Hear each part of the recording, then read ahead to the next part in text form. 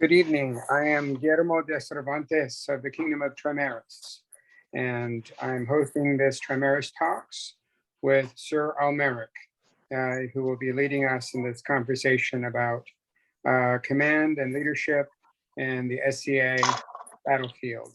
Sir Amalric, can you tell us about yourself and your involvement in the SCA? Sure can. We'll just do it this way. We'll go right to here. So officially, I'm Sir Amalricus Wolfgang Ristowen, aka Amalric. I went by Amalric for almost 28 years, almost 20 years, I guess, maybe. And then I went to Penzic and tried to find a more, and everybody still calls me Amalric, so whatever. Air Force Special Forces I course, 1994, 95, didn't make that cut, got out, joined the Army National Guard as a tanker, and then my final was Army Infantry, 1996 to 2004. SCA, 1992 to current. I started fighting at 18. They didn't have youth fighting at 16 then. EMP started going this year. I've known about it for a while, though. I got 30 plus wars and skirmishes on my belt, including Gulf Wars, Penzic, Fool's War, Panhandle skirmishes, and a recent EMP war. My persona is German, and I consider myself more of a war knight than a tournament knight, but I can hold my own in either case. Real brief, we're going to discuss tactics, and this is what we see for tactics in the real world. Actual battles of roughly 10 to 40,000 men.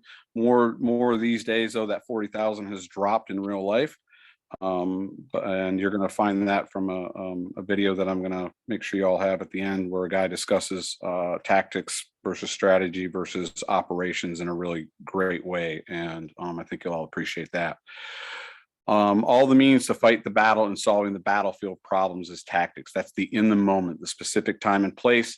And for us, it's each of the battles at our wars, whether it's a bridge battle, a castle battle, and things like that. So solving those problems is the rocks, paper, scissors thing that you've heard Sir Soshai and Sir Ari talk about in the past. And you're going to see what we're talking about in these videos at specific time and place. We're benefited that we know about our specific time and place, and it doesn't have to become a part of the strategy to determine the time and the place, as they have done in real war tactics. The more direct and immediate, the closer we are to tactics. The further away we are. Oh, let me go back. So for medieval clubs, this is each of our war points. Tactically, we're going to decide how we're going to fight each battle with the troops that show up the morning of.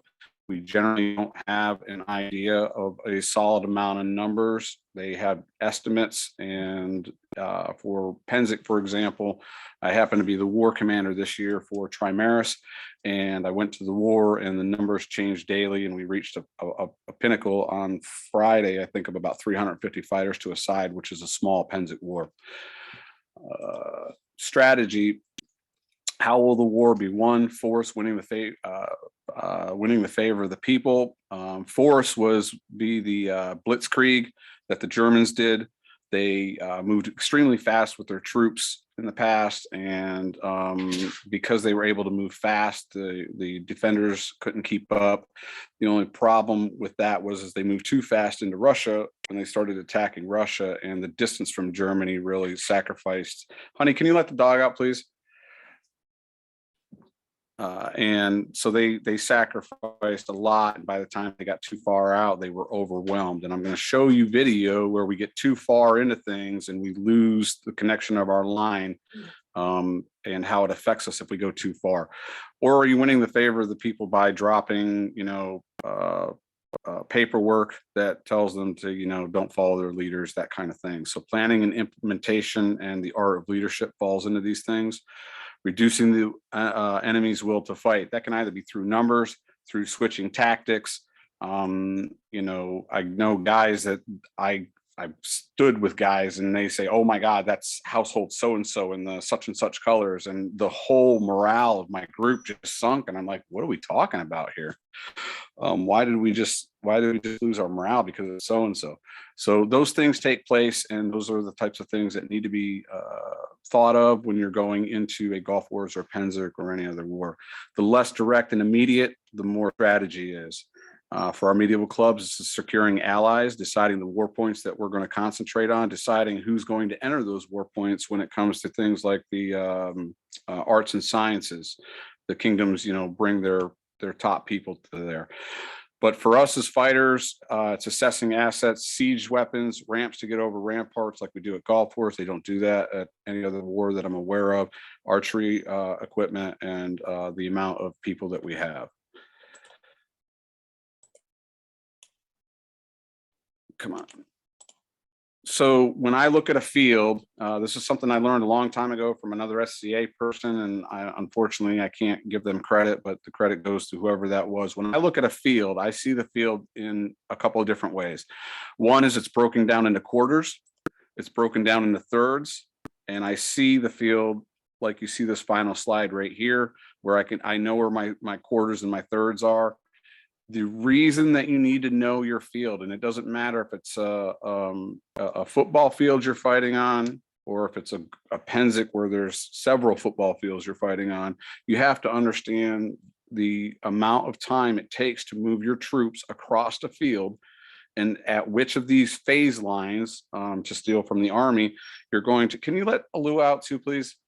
To start timing. Should I be seeing something on my screen? The only thing Are you showing something on your? I'm just showing white field with lines on it is all you should be able to see. Okay, all I'm seeing is a black screen right now. I don't know if it's a problem on my end or not. Okay. Guy, can you see what I'm showing? Yes, I see the white screen. Okay, so Okay, let's. it's on your end, Enzo. James, can you see the white screen? Yes, sir. I see the field breakdown. Okay, good. Yeah, it's a Thank white you. field with red and blue breaks in it, phase lines in it. Yep. Let's So continue. okay. I'll have it. I'll show it to you later, Joe, this weekend. So at any rate, these lines give you timing. So if you're going to run a flank, or if you're just going to march right into your army, if the other army is moving a run and you're moving at a walk, this knowing your field is going to allow you to determine when to start giving your commands. And that is something that has to be practiced. I've had to practice it, and I've done it from an infantry point of view and a tanker point of view. So I just want to give you guys an idea of what goes through my head when I'm in field command. And one of the things I didn't mention was I'm actually the Trimaris drop dead commander, and I'm thinking I'm stepping into the commander's position after this year, after Sir John Paul steps down. We're going to discuss this bridge battle that happened at EMP a couple weeks ago. We're going to discuss this Gulf Wars battle. I really love the aerial here. Guy, thank you for giving this to me. And he ended up giving me the opportunity to go find another battle, which isn't on here in a picture, but it's from the same guy. I'll give you the video for this fella here who talks about strategy versus tactics versus operations. I found this video the other day, and I felt it really applied to what we were discussing, and it really kind of breaks it down, and all you got to do is look at it from our perspective versus a modern perspective. Things that I used for this class. Ender's Game is a book by Orson Scott Card. It is a science fiction book. It really talks about the person that becomes the commander, how he has to think outside the box in order to create wins and opportunity.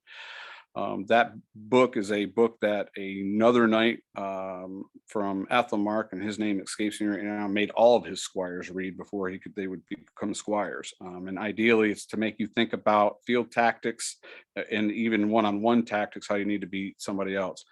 My personal infantry and tank experience, it all comes down to everything that they did in medieval times as far as moving a land war. We do pretty much the same way these days.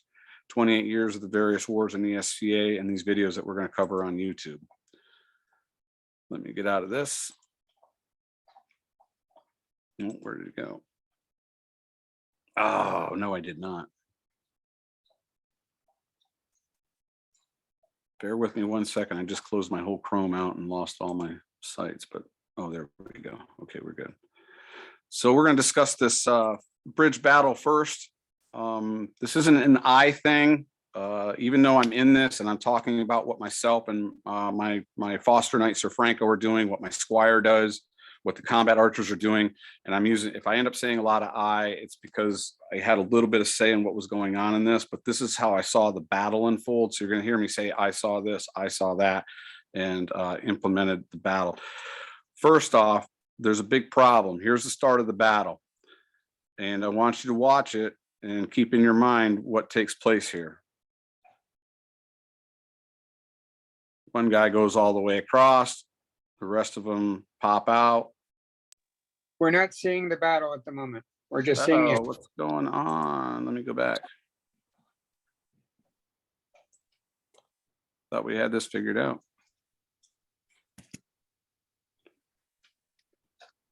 Did you hit share? Yeah, I did. Do it again. Why are my videos not popping up? These were on here earlier, now they're not here.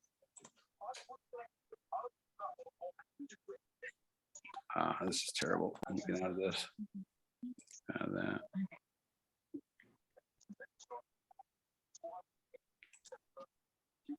Why isn't it working?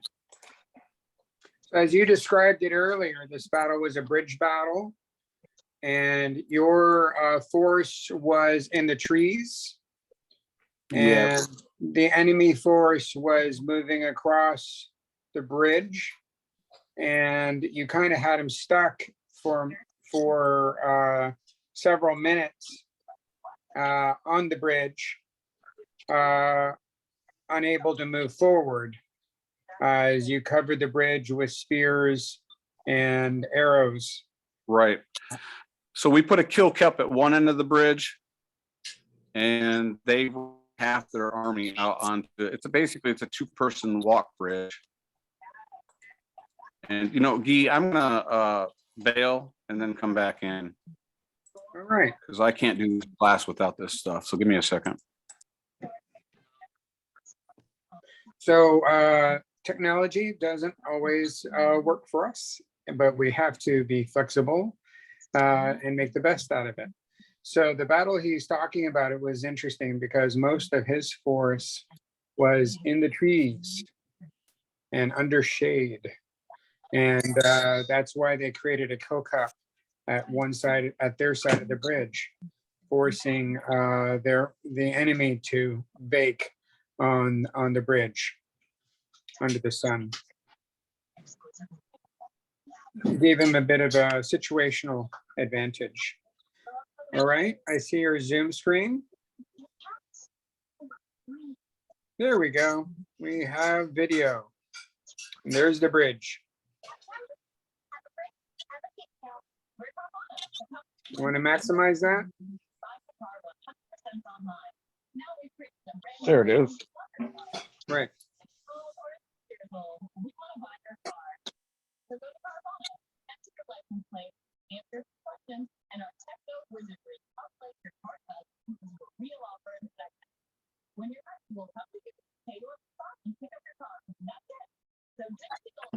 So as you see, the enemy is crossing the bridge towards the tree line, and Sir Amalricus' force is in the trees and only investing a minor portion of their force to hold the enemy onto the bridge.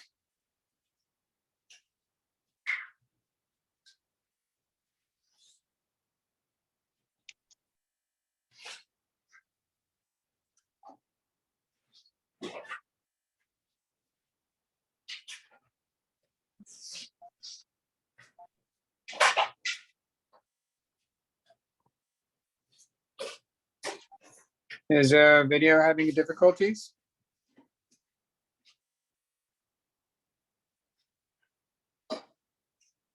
Sir America, are you there?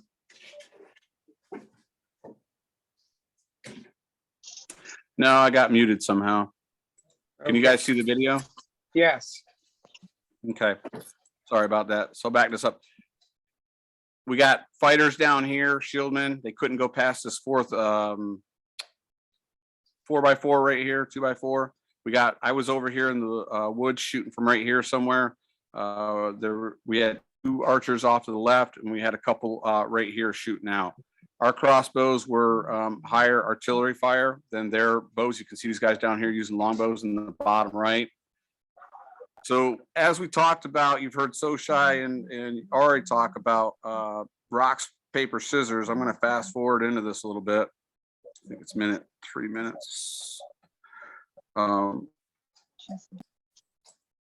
Franco understands that we can't do anything, and it might take a minute for the video to catch up. There it goes.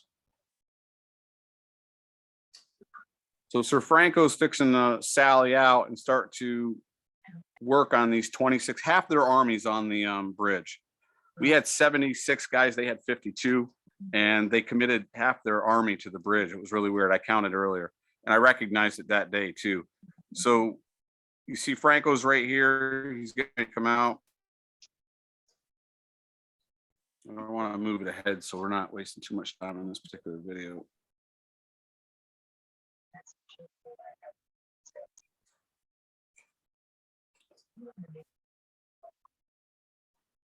So now Frank came out this is an EMP fight. So you'll see Frank targeting everything but the actual feet while they're standing. And I've actually come behind him. I switched from over here behind these woods to support him, because while I was at Penzic this year, I was in a bridge battle that we lost our butts on. They came out. We tried to do the kill cup. They came out and stopped just past halfway. It's a point for them. If you keep at 20, 40, and 60 minutes, they see who's got the halfway point or more. But they stuck crossbow guys right in their second and third ranks, and they decimated our spearmen, and they actually killed us off, treated us so badly that they were able to push us off the bridge and hit our center bridge in the rear end. So I stole that idea. As soon as I saw Frank go out, I'm like, well, Frank's going to need support. So there's a little bit of back and forth here. We get tired of, I got tired of shooting. My shoulder was bad. That's why I was shooting to begin with. I get tired of shooting, so I came out with Frank, Sir Franco.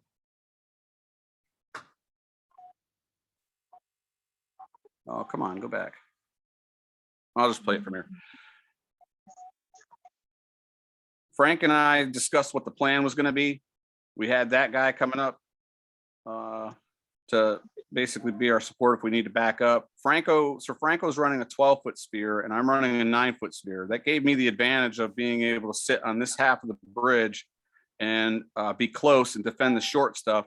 And it gave Frank the opportunity to really go to town with his 12-foot spear, and we basically could defend each other. But here's your rocks, paper, scissors. We have a couple of spears versus, a shield wall.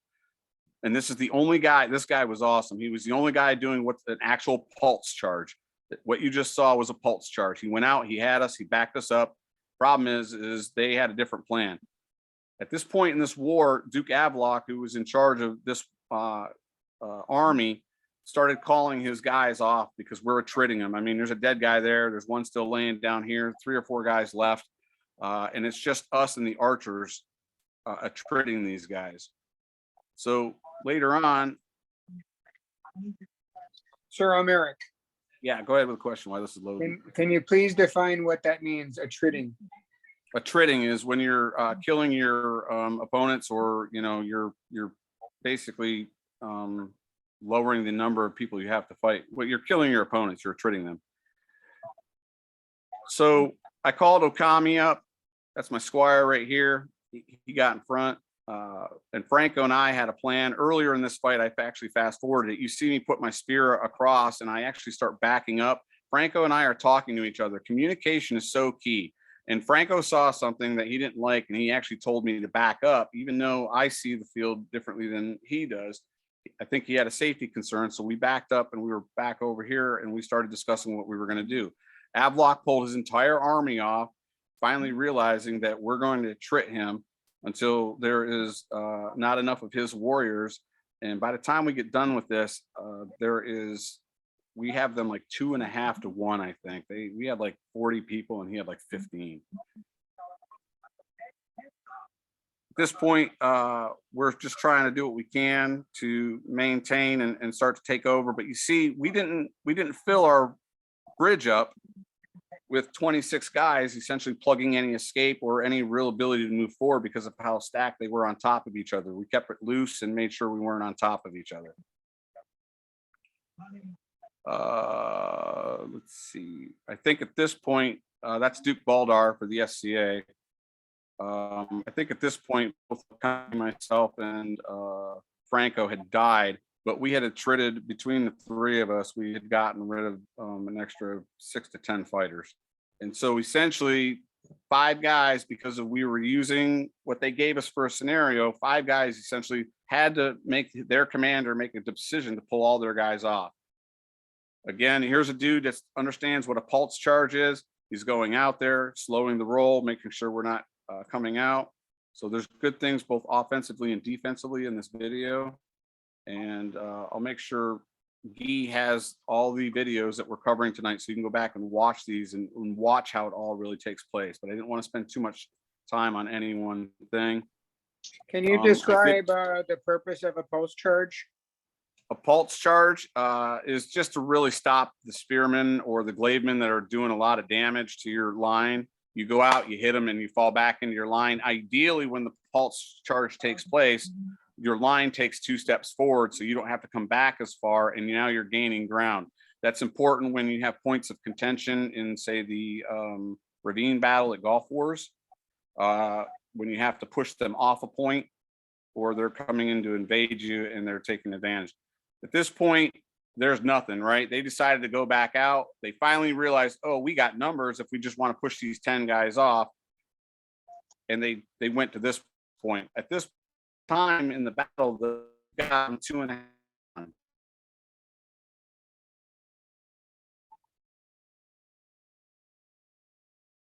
And I'm waiting for a load. Good time for a question if anybody's got a question.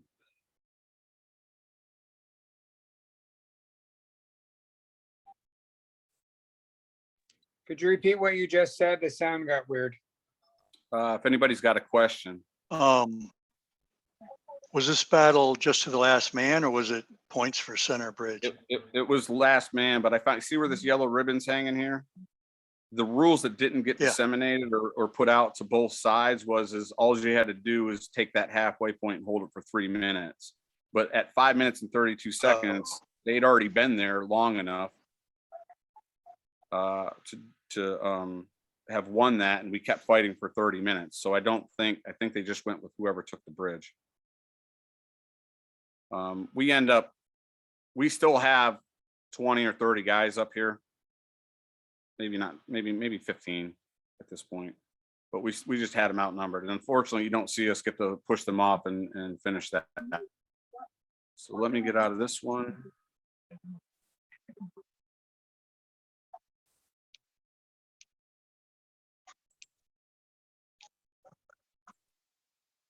Minimize.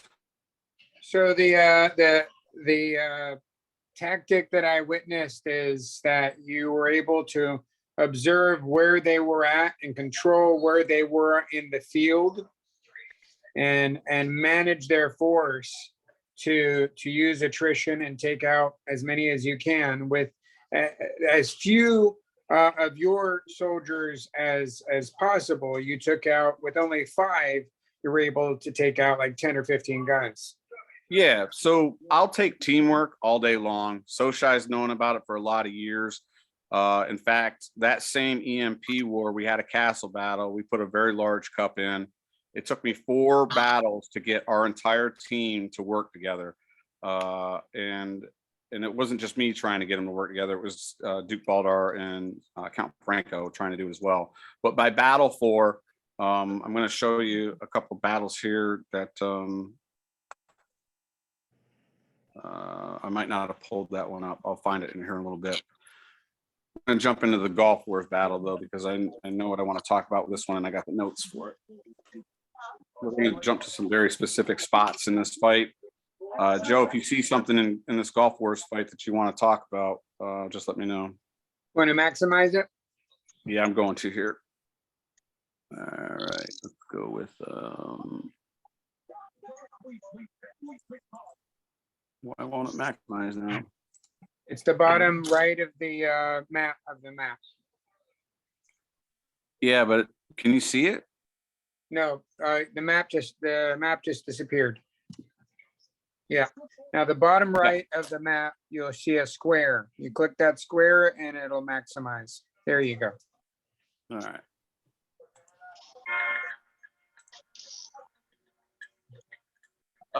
Let's see. So unfortunately, we don't get to see, I don't think, the complete start of this war, this fight. Oh, nope, I'm wrong. I believe only knights can enter in between these ropes and cross as if they're on horseback. There's a couple spots where you're supposed to be able to cross to take over these outside buildings that are here and here. All right, you see our forces are all straggling out. Actually, I need to mute this.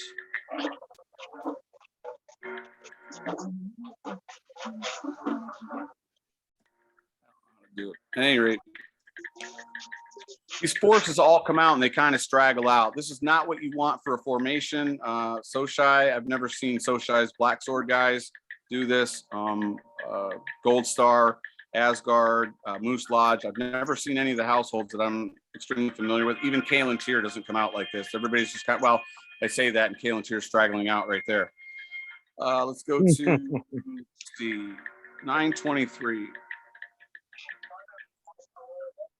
When these are loading, this is going to be a good time to ask questions. There's Duke Yon, Duke Greg. A lot of knights out in here.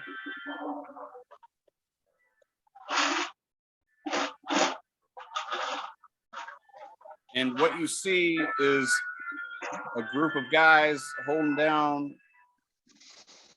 Oh, there, I can mute that. I don't want to mute it all the way. Here you see a group of guys and gals out here holding everything down.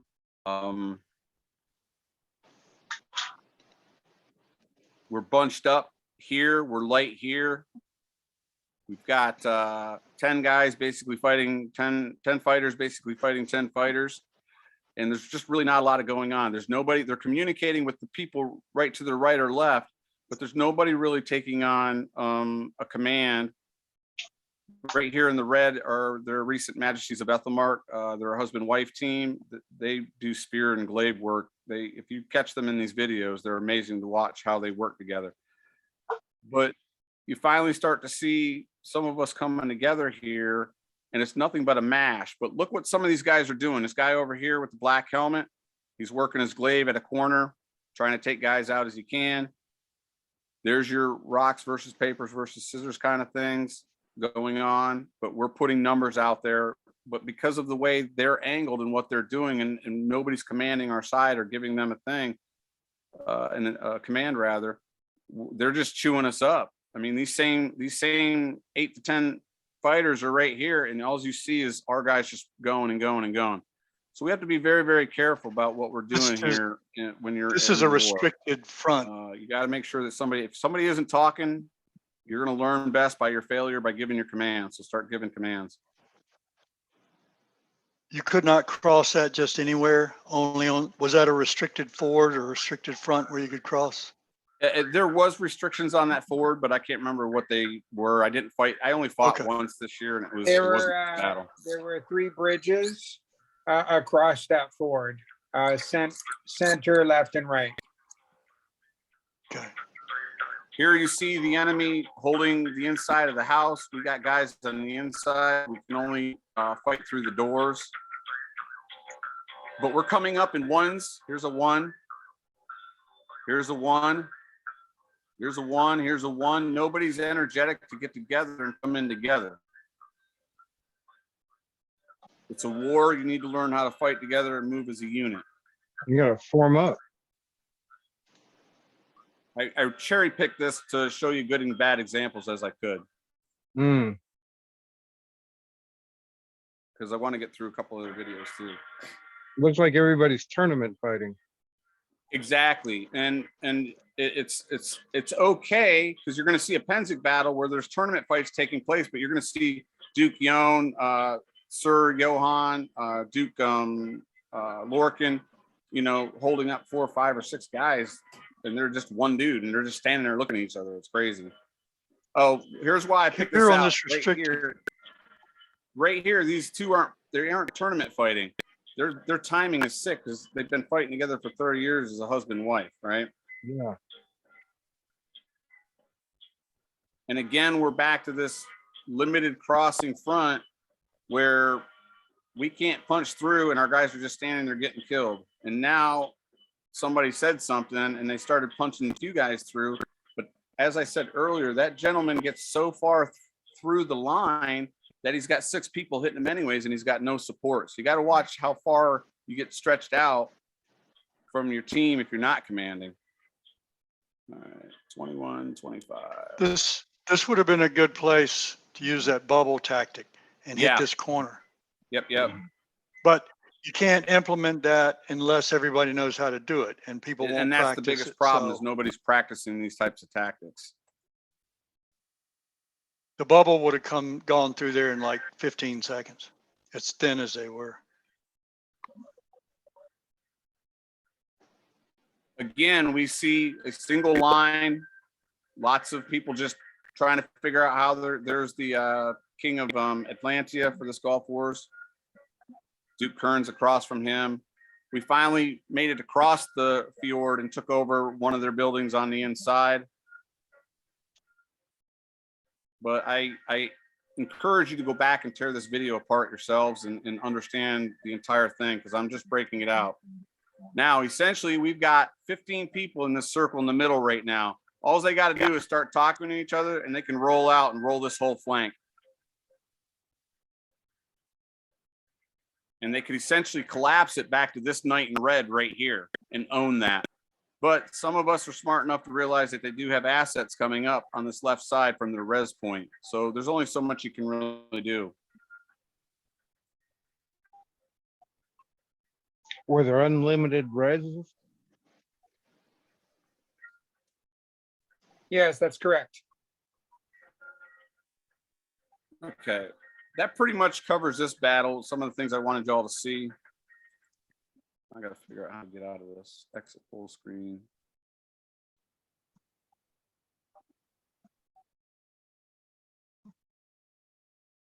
That. All right. Now, I've never seen this before. Joe, if you've seen this, I'd love to know about it. I'm starting this a little bit back just before I'm going to start this just before they call lay on. And I want you to watch what happens here.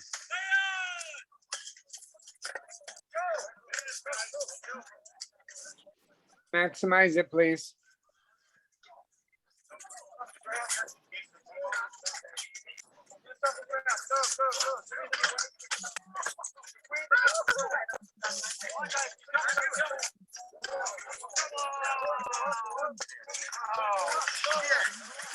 Oh, Merrick, please maximize it so we can see it better. Oh, sorry about that. I'll start it back. All right, so pay attention to the way the people outside engage, and then I'm going to ask for feedback. You know what you are. Okay, last, are you ready? Ready. Ready.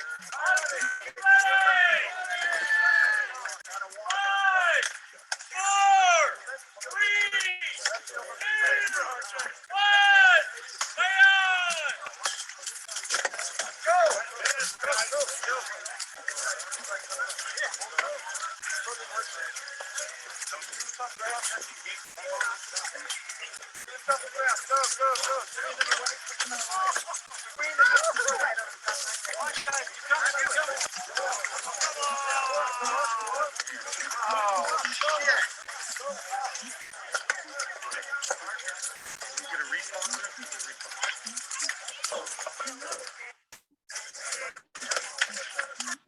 All right, so that's good enough. He basically walks back and resurrects. Joe, I don't want you to say anything just yet. For those that are watching, what did you see?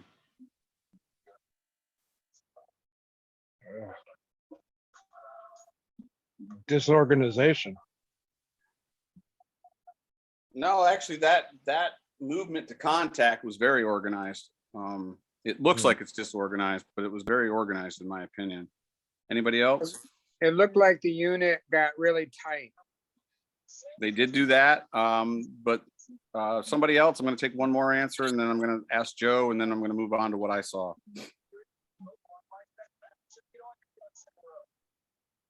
No one else? Joe, what'd you see? Soshai, what'd you see? Hard to tell from the helmet cam. First of all, was there missile fire? Yes, there were some archers shooting out. Yeah. Was there only the one gate, or was there the one unit that this guy seemed to be in was moving to the right as if there was another gate over there? Since you asked, I'll show you where they go.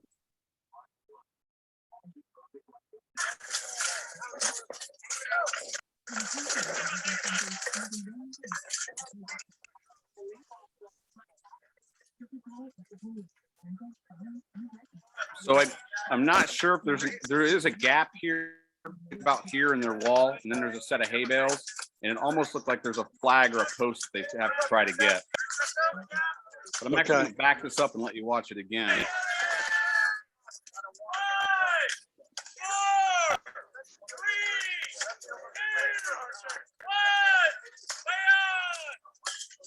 I know it's vague, but there is something extremely interesting here that I've never really thought of conceptually that happens. Look where all the shields are at.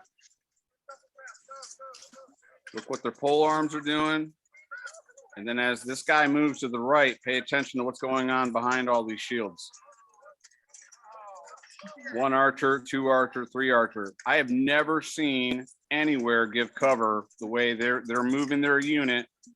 Their shields are facing the enemy. They're walking toward a different direction, and they're letting their archers, go up behind them. There is an intent. I was talking to Guy about this last week. You have to have purpose and intent on your mission. You need to know what's going to go, and you need to make sure you disseminate that information. Make sure everybody knows what's going on. And that was purposefully and intentful to get their archers as close to that unit as quickly as possible without walking up and getting shot on their way. Well, this guy comes back. Wasn't that a wing formation where you have the spearmen on the left and all the shieldmen on the right? It's Not in this case. I don't think they were using it. No, not by definition of what you're thinking about that Sir Soshai and Dukari covered.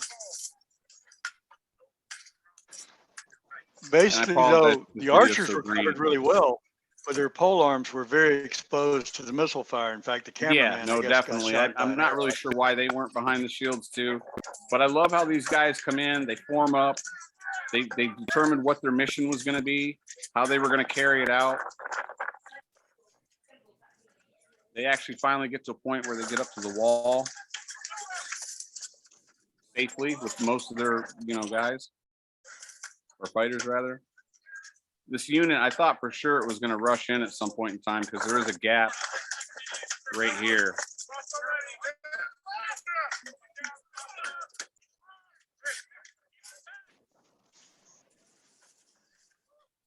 But it's like a person and a half gap, so they can't really file in there without getting killed to a man.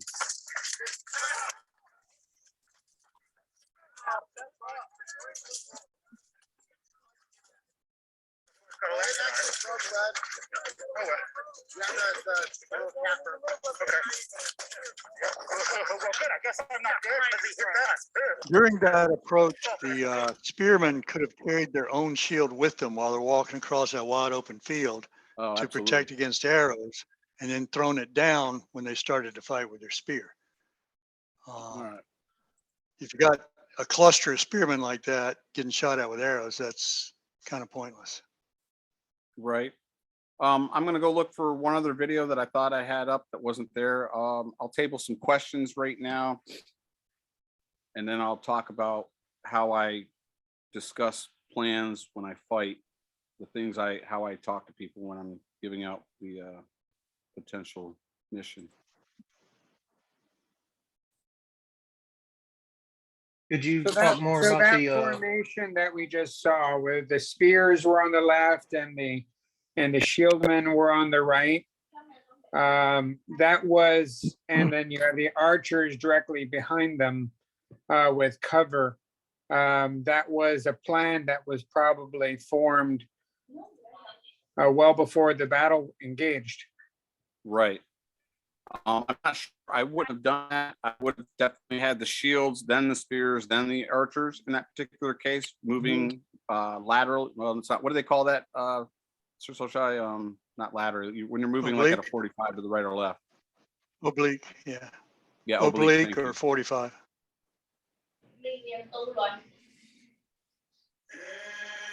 Okay, so here's another one. Guy, the from, only thing, Go ahead. Guy, the only thing I can guess on those spears on the left, later on, they were working right against the wall, so they were protected from missile fire. I'm guessing that's what they were planning, but walking across that open field to get there, they took a lot of casualties. So if they'd been behind the shields until they got there, then moved down behind the wall, that would have worked better. All right, so here's a 4-minute video from Great Western War. It's Castle Battle. There's some really neat things in this 4-minute short, I'll tell you. Right off the get, it's obviously a limited front for the guys on the inside. This is their castle. These are their bridges that they had for Great Western War. And these guys, these fighters here can only, basically they got to take the castle. So they've got to figure out how to get in there. And what they do is actually pretty impressive. So make sure you pay attention to this, and then we'll come back to it and ask questions. Pressure rising, time's running, heart racing. I've been patient, but it's now or nothing. Moving past what's in the past, cause they can't hold me back. Letting go, we never fold. My battle cry, attack. Show them how you run this. This a must go off. Never the same. Playing them games, but they hear this thing. They don't remember my name. I apologize for the music. It's not mine.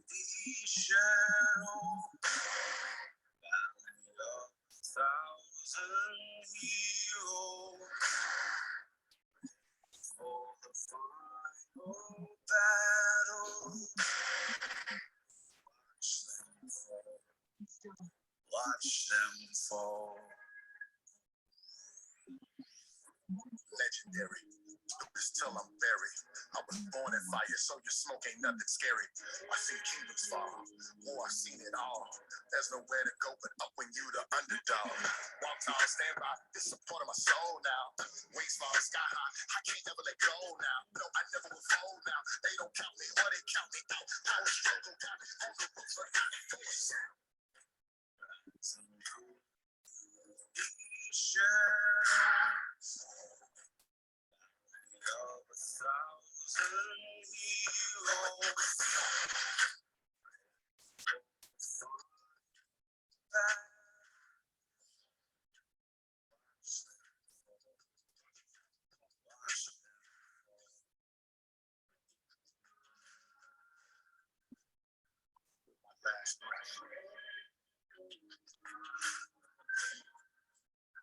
Till my last step.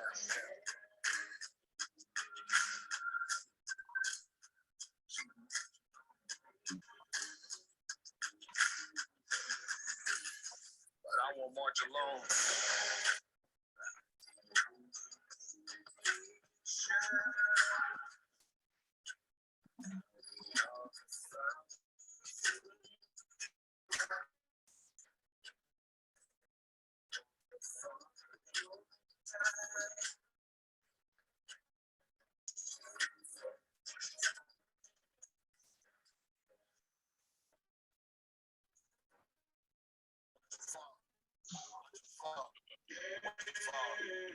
Watch it fall.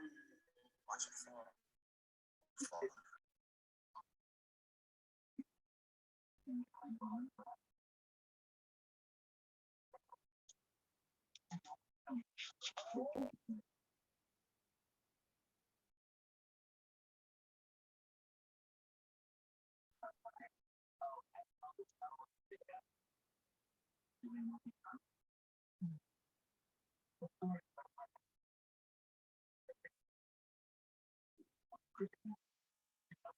I think for this particular war, they only had so many resurrections like they do sometimes at golf wars.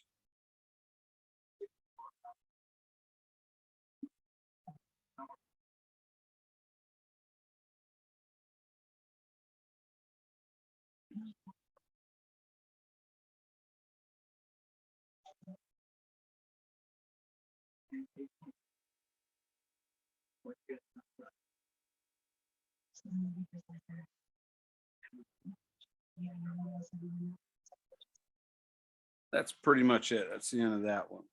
So let's go back to the beginning.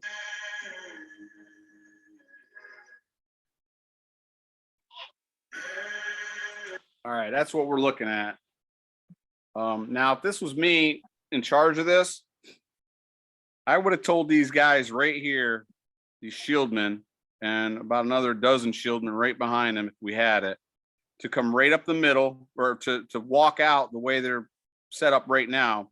But by the time they made it to this breach, if these guys didn't come out, if the enemy didn't come out, to form a column of twos and punch all the way to these hay bales, and then push back and to push these guys in further faster.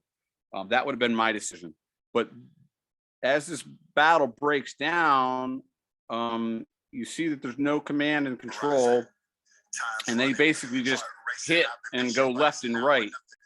Because they go left and right and they hit so many people, they can't, it kind of becomes a big plug right now, and there's really not a whole lot. There's a lot of dead walking, guys trying to push people back, and there's just a ton of chaos. And probably 9 times out of 10, you're going to have that at a lot of battles, just because we don't have a ton of commanders in our wars that can see the field that way. Joe, you got anything on what I just said? You made a good point that as they approached the gate, they should have been walking until they got there, so they maintained their formation. They rushed. They didn't do a bad job. The front shield wall blew out the people for a moment, but they had no follow-up, which is a point you were making. They didn't have anybody to fill in behind them and cover it. I still wouldn't do that, though. If you can learn our bubble technique, and later on they almost do it, but they do it kind of in a ragged way, so it wasn't as effective. But the bubble puts a big shield bubble on the right side, on our right, which would be left as you view it here, and they only attack that corner, and they bubble in without trying to kill anybody. They walk in slow. They're totally bulletproof, spear-proof. All the shields are overlapped. Everybody's head's covered, and you make a great big bubble that you can feed glaives and spearmen in behind. And then when it busts, you've got 20 or 30 guys there instead of only having 5 or 10 that was rushing, like in this one where they kind of rushed. And you can see they pushed them back, but there was no follow-up and so forth. So the bubble is much more controlled, but you have to learn it. It's something you've got to do 3 or 4 walkthroughs before you really can feel what it's doing. And our people just will not train anymore. Ari had a group that trained 10 years before him. We had Black Sword. We did the bubble, which I actually took from a SWAT team tactic. And it worked great. We did it we had a dozen guys when we first did it, but we had a dozen guys who were trained in it, and they made the bubble, and then we fed 15 or 20 guys in behind them. So when we burst the bubble, it drove a deep wedge in behind everybody and kind of panicked the whole enemy. And then that weakened all the other, it was at the Gulf Force Fort. And there were like 3, there was the main gate and 2 other breaches and the breach we were on. And when we busted through ours, it freaked everybody else, and that weakened. And then several of the other gates were able to bust too. But again, if you don't know it, if you don't know how to do it before you start this battle, there's no way you can implement it. You can't tell people how to do it in the middle of a battle. They have to, you tell them, you walk through it once, they kind of get an idea, walk through it another time. Oh, okay, I see. And by the third or fourth time you're walking through it, then you can go and do it in a melee, and they're under pressure and under fighting, and then they'll know what to do, and it works beautifully. This So, video, the see- defenders seem to do a pretty good job of using the cup for at least for a They did little a while. great cup. They did They all did a right. great cup. Here's my argument with this cup is that the reality is it should have been a little bit of a cup here and a little bit of a cup here. I don't think these guys do anything really here. First, we got a shield guy that's just taking up space for these glaive guys that are here. But the reality is by the time they push here, these guys got no place to fall back. They're dead eventually, and probably sooner than later, which is what you do see as this takes off the way it does. But what I would have done here, if I saw this, and I'm sitting back here on this corner looking, if I would have saw this, actually, I'm going to ask the question. What is, Guillermo, I don't want you to answer because you're the host. Joe, I don't want you to answer because you got the experience. I'll take anybody who else wants to answer that's watching. What do you see here, and what do you think should be the next step based on this entire look of what you can see right now?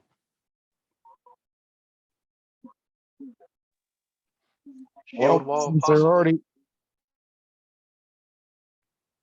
Since we're already entered, the attackers have already entered, the defenders should have formed along in the left side and the right a little better, not straight up the middle. Right. Somebody else want to answer?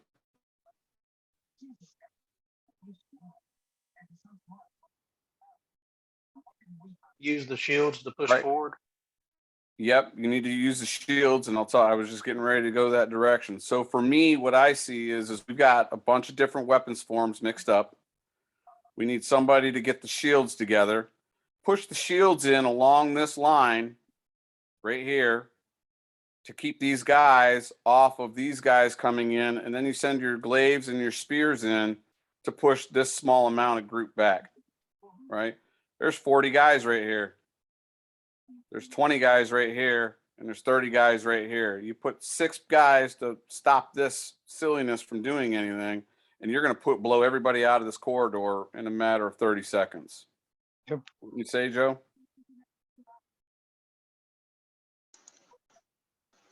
Yes. If you got your shields protecting your right, you could then push that less dense group on your left, the right as we're looking at the screen, and you could drive them out. Again, if you can do it organized in the bubble, you'll take almost no casualties while you do that. You can do it without the bubble, and you doing what you described, you could probably cause 1.5 to 2 casualties for every one you took. Right. That's what I was thinking. And I guess this was a resurrection battle, I guess. So. I think it's either a resurrection battle for the people attacking like we do at Golf Force sometimes, and the people on the inside only have 1 or 2 lives, is what it is. So I'm going to jump forward to this one. So now these guys have formed up, and this is what they should have done. Again, I think anywhere right in this center area is a waste. They shouldn't have even worried about trying to put fighters there because they're just going to plug up traffic to go left or right. But in this particular instance, they finally formed their own little bubble cup here, or cup here rather, not bubble. And then same thing, you see it here, and they're lined here, right? They've almost got a little support of V support here to do what they need to do. And then it's apparent to me that as small a war as this is, a lot of these guys have been fighting together for an extremely long time. Because as we push play, watch how the last minute of this plays out, how fast they really take advantage of the situation.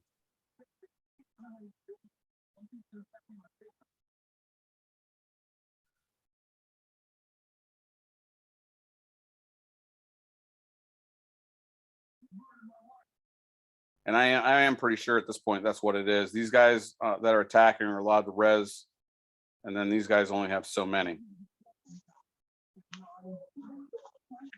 And for a battle of that size to be over in less than just over 4 minutes, that's pretty impressive, to be honest with you. I don't think there's any way to get it done faster other than some things I would have done differently. I would like to take some questions now if anybody wants to do that. Or actually, last thing before I take questions. So when I give, let's go back to the start of this one. I'll just use this one as an example.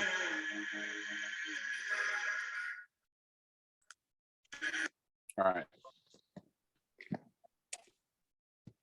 Here we go. Exactly what I said. I'd get out in front of these guys and give this command. I want you to walk, like Joe was saying, to the front. Now, Joe's got his tactics and I have mine, and they're both based on experience. But in both cases, I agree with just walking up to this to see how they're going to react. Since they didn't do anything, it was beneficial for this team because it gave them that initial ground. These guys should have had a double shield wall or something up here to stop them from at least taking that sally port. So my commands here would be, all right, everybody listen up. Shield wall 2 deep. You're going to walk to the front of the castle. Once you get there, once you get close within 2 steps of that entryway, I want you to form a columns of 2, and I want you to blow in and blow these guys out left and right. And then we're going to come in and back you up and have the glaives in there next, another set of shields, and then spears to do whatever they need to do as they can do it, shooting over these corners. And that would have been the extent of my instructions, other than to reiterate what I said. The other thing that I say is shields, it is your job to stay alive and protect the guys behind you. And it's their job to protect you and kill the guys in front of you. Take your shots when you can as shields. I tell them to be very, very stingy in their shots. I don't want my shield guys to die because in most cases we're aging out and we've got a bunch of young guys on shields that want to get out there and get a little spunky and get into the fight. And we got a bunch of old guys that can't hardly move, which I'm turning into. But that would have been the extent of my commands. If I take you back to another video at the EMP event, you got to be specific with your commands. A similar command was given at the EMP war, and we had a 30-man contingent that should have been a 2-man column to punch the enemy off the fighting passway or whatever it was. It was like a mountain passway that was really weird. You could push them off either side. If they stepped into the grass off this road, they were dead. But the command was, as Khalasar, I want you to engage when you get within 6 feet, take your running start and punch the line. Well, they couldn't punch the line because their units stayed in place, didn't move, reinforced one another. A 4-man unit trying to punch the same 4-man unit on the other side when you can't step off really isn't going to go anywhere. It's going to become a stalemate. And I can show you the video to this if you guys want to see it. But what we should have had the Kassar do was go into a column of 2s and punch through the middle and then try to push out. And we wasted so much time trying to reinforce them that we died to a man in that particular fight. But I did want to say, you guys, to understand how I give my commands. I'm just very to the point. I'll restate them if I think somebody wasn't listening or a big enough group wasn't paying attention. And from there, it's really the responsibility of everybody to take care of one another. And I've been successful in keeping more guys alive in the couple times that I've been in command. I'm actually not trying to pat myself on the back, but I'm impressed by the fact that I can get out what I want to have happen with a bunch of people who don't fight together regularly and have a pretty decent success rate, or at least get the execution down, even though we might lose. I'll take questions. You talk about the bubble being a good, driving force. What would be a natural counter to that? Joe, that's your area of expertise, not mine. Hammer and anvil. So shy. The bubble has to come down the right-hand side of the wall. If you can put your marker there, I can't really show you here, but on the attacker's right, you come down that right side, other side. This side, we'll say my left then. Well, that's the defender's left, but the attacker's right. Okay. So you come down that wall, and it's in the book. You can see the diagrams. It's better, but basically you got a column coming down that wall, and they're super overlapped on their shields. They're protecting their heads, and they're totally defensive. When they get to that corner, they swing around that corner, but every guy's got to protect the kidneys of the guy in front of him, and you bubble around that corner. So now you've got shields coming in and sliding around. Well, now their whole left flank has lost that wall, and they're getting pushed back. And then when you start to bubble out, you only bubble out about a foot or two, and people slide down that wall behind you, and you got another layer, and then you put another layer. So now you've got 3 ranks inside the castle, all on the defender's left, the attacker's right, and you still got your spears and glaives of the attackers in the center of the gate. And now you've got a unit that's basically on their flank, ready to go, and they've got to give it up. They've got to either back off, or when you attack them, you just drive them back into the hole. And now they've got a whole front to fight. They're not fighting a restricted front anymore. And it works. I can demonstrate it in half an hour or an hour when we've got 30 or 40 guys to go through it. And you have to walk through it to learn it. Say again? Sure. Sorry. I believe the question was, what would be the counter of your bubble? Oh yeah, it was, Joe. Is there a counter to what you do? Yes, there's a counter, but you got to understand what's happening first. And so the counter is you stop them from sliding along that wall. I would plant on the defender's left. There has to be somebody that keeps them from turning that corner. And that means stops them physically. You have probably left-handed shieldmen, so their shields cover their right flank, and you get flat against the wall, and you don't let them bubble between you and the wall. And so you got 3 or 4 strong guys there, and they won't be able to get there. But, there's also the people we fight against never know. They don't know what we're going to do, so they don't know how to stop it. That would stop it very easily. But you've got to know what's coming, and they don't. So I've never seen anybody even attempt to stop us from pushing around that corner. Go ahead. I just, it dawned on me something else that you maybe remind me that I want to talk tonight, but I got to go find the right video for it too. I think I need to look in my history. So essentially, for command and control, strategy versus tactics. Actually, the question what I was going to say was, now think about it, I'm sorry.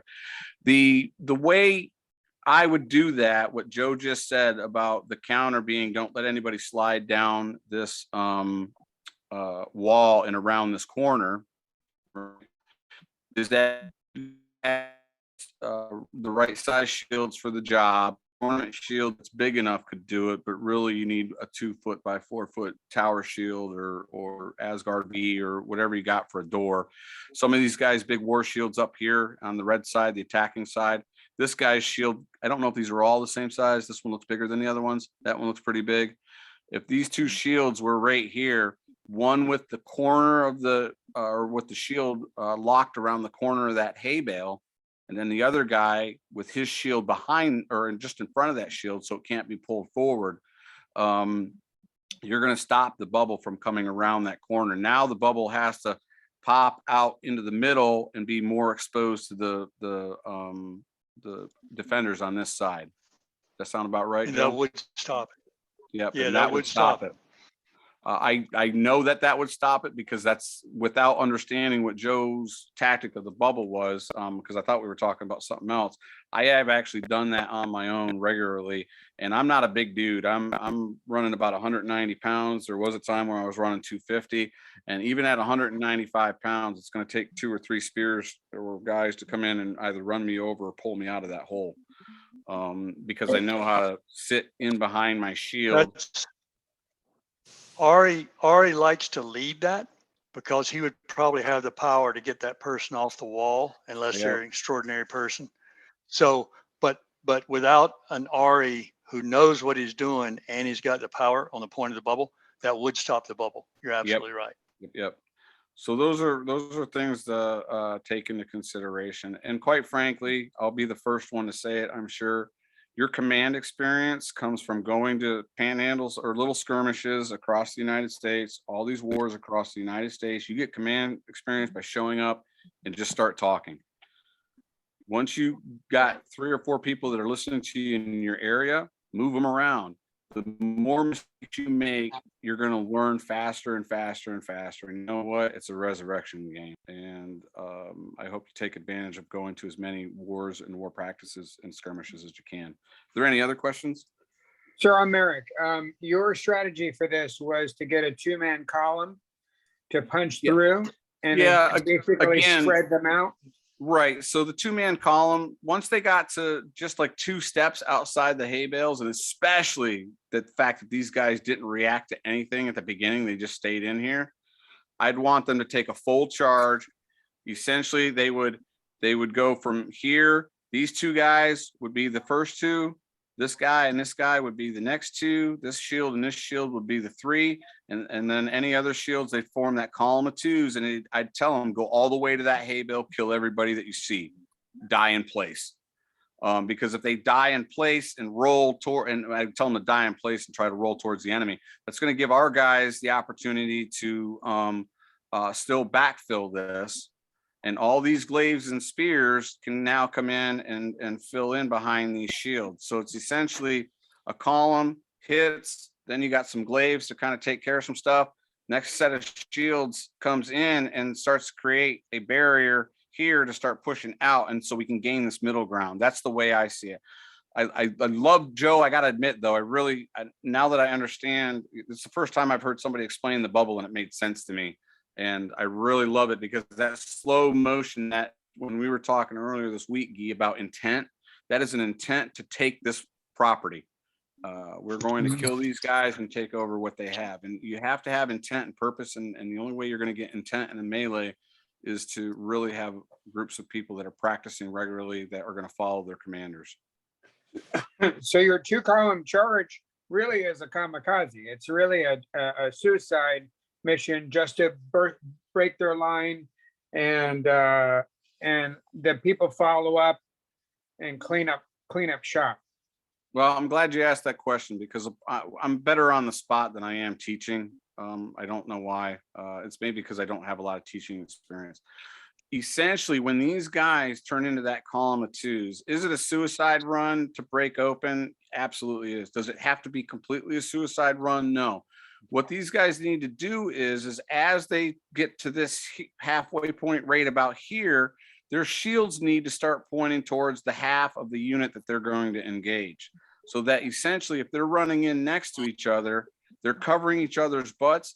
They have to have faith that the guys on the right side are going to protect their backs and the guys on the left side are going to protect their backs, and they're going to make it to this side here.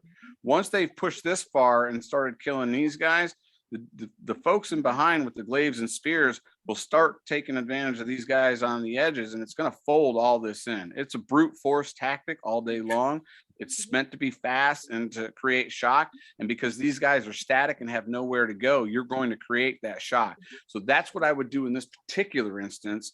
Now, if this if this group of hay bales right here weren't here and this was a full castle like we have at Golf Wars or something, then I would definitely be like, okay, we need to go along with what Joe or Sir Soshai says, and push that nice and smooth and just gain that ground so we can put as many people in there as possible at the right moment. So I'm gonna follow up with the question: how do I defend against your 2-column charge? With a cup. The cup, yeah, he's right. The cup, and then the really you need to move out to meet these guys. Somebody's got to be smart and say this is going to suck. Shields engage, because if you put shields on shields, they're going to stop each other. If you put glaives out there, maybe along this edge, if they're fast enough to respond, right, you could actually start taking advantage of knocking those guys down and then stopping anybody from coming in and supporting. But the reality is the way they're set up, they've got very few shields right here. You're going to blow them out of the water. They've got no place to go but die. Mm-hmm. Yeah, the way they're set up is random. I agree. They had, even in a cup, you've got to have shields salted in there or Right. in little clusters of 3 behind the spears so they can meet that attacking shield. Like you said, if you got that column coming in, you hit the column slightly from one side or the other would be best instead of hitting them straight on. I would hit right behind the first 2. There was those first 2 guys in 2-man column.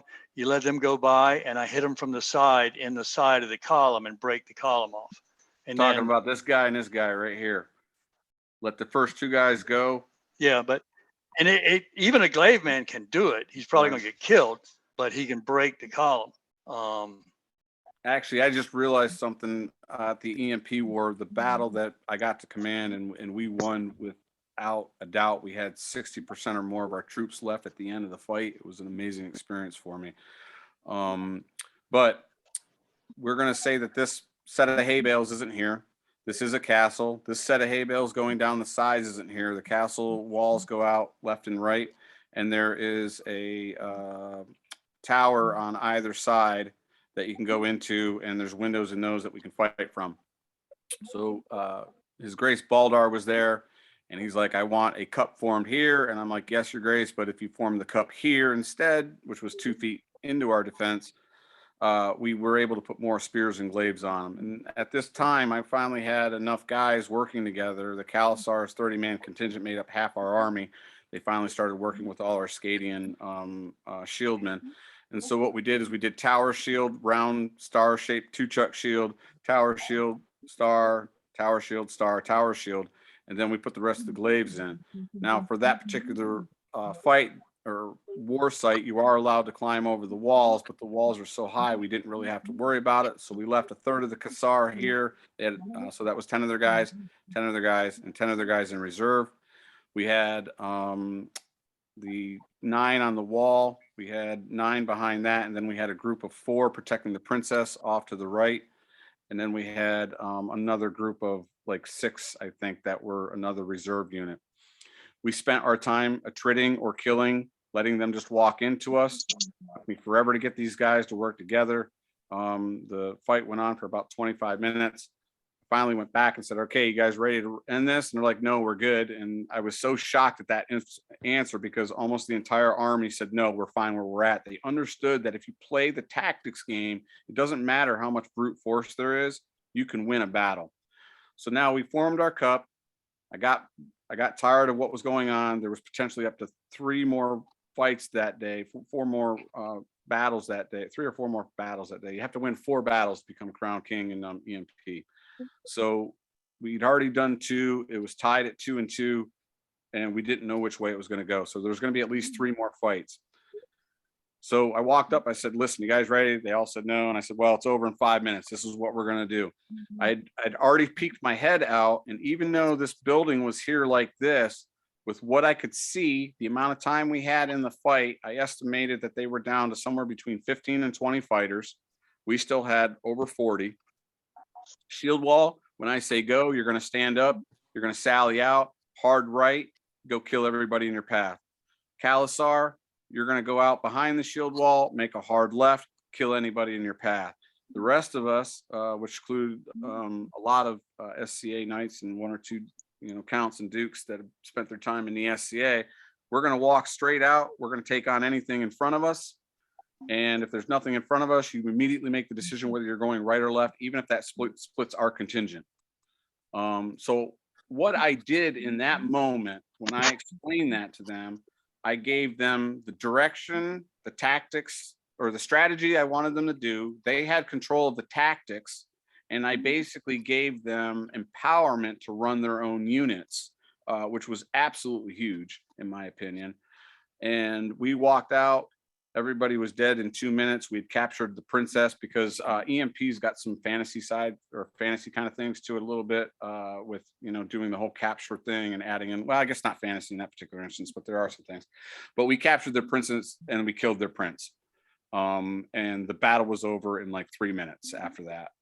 And so when you're definitive, when you have the competence of your troops as a commander and you're definitive in your in what you want done, and you give them the ability to make decisions on their own once they're there, you're going to have a very, very powerful command and control of your unit. And that's probably the biggest thing you need to take from this is earning the respect of being a commander out on these fields.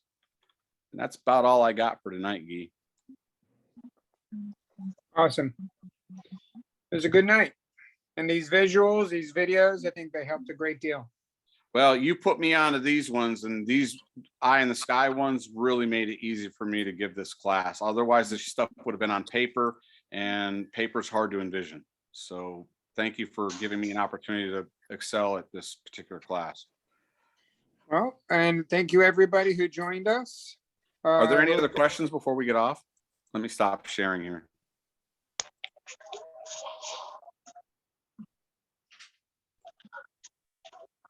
So Shai, you got any scenario questions for me? Not really. I think particularly the overhead videos were super helpful. I've seen some from even 10 years ago at Gulf Wars. Somebody had a drone and was taking the pictures. They help so much, particularly for new guys. I mean, you and I might talk about a battle and be able to tell each other what was going on, but for a new guy, pictures are fantastic. Oh, so absolutely. Even here where they weren't doing the things we wanted them to do necessarily, you can see what they were doing and how it worked and where they were. And then we used it, I think, very well to explain it. Yeah, we use a lot of blitzkrieg in the SCA. We do a lot of we're going to form up as a group and hit them as fast as we can. You know, we don't necessarily use tactics like your bubble that you talk about, or even like I did a fight once. Are you ready to get off, Guy? Are you ready to move on? Unless if you have any final thoughts before we stop recording. Yeah, I got one more final thought. So Ari was king a number of years ago. We had a cattle raids that was here local on a horse farm. So we basically had a paddock or a small pasture, somewhere between a pasture, you know, like an acre to a paddock. We had some room to move around. It was probably a football field and a half of a paddock. And I was given command of gold. It was a gold star versus the rest of Trimaris as a melee fight. And at the last minute prior to this one fight, I was given command. I turned everybody around. I brought them together. I always turn my back because my voice carries. I always turn my back to the enemy. And I said, all right, here's what we're going to do. I've been dying to try this. This is when I was a squire, by the way. But Gold Star has already had me lead them a few times at Gulf Wars because of guys like Earl and some other people that know that I understand how and so we had about 30 guys each. They had 8 knights and 2 squires. We had 8 squires and 2 knights, and one of the squires was a knight, I think. At any rate, we were by experience, Gold Star was technically outnumbered. And what the enemy did in this particular instance, as I explained, it couldn't have been better for what we did. But I actually successfully pulled off a skirmish line that was a completely open skirmish line. So our sword and shield guys, upon lay on, I said, when you hear lay on, you guys spread out across this field. Be 3 people in between you empty. Let your glaives and spears work in between you, and we're just going to run this skirmish line. And hold on a second. I'm also new to the group a couple months. I'm only listening right now. I didn't feel I could answer with anything substantial. You may have some questions though, Benjamin. So at any rate, the enemy at that point, the rest of the Trimaris army that wasn't working with us, they actually split their unit. And I kid you not, when I called that open skirmish right off the lay on, I watched those groups split. And as we did what we did, both groups autonomously from each other, almost everybody in the group did like this stutter step, like what did just happen? Because they'd never seen anybody split their army up this way. And we won that I think we won by like 5 or 6 guys because they had a lot of talent on their end. But we won that, and we won it with intent to try something new. The guys had my confidence, and they had mine, and it was a really amazing experience to try something new. So what you go back to Ender's Game, the book that I talked about at the beginning, throughout that entire book, Ender is forced to try something new and figure out how to beat the next problem. All right. I was tired of doing old SCA tactics. I tried something new. In that particular instance, it worked. I haven't tried it since. I've wanted to. But at your larger wars like Gulf Wars and especially Pennsic, that type of thing won't work. But if we go back to some Pennsic video, you're going to see that exact same thing kind of working, because you got a skirmish line out there on the flanks and nobody's really fighting each other through an hour's worth of fighting. So any other questions?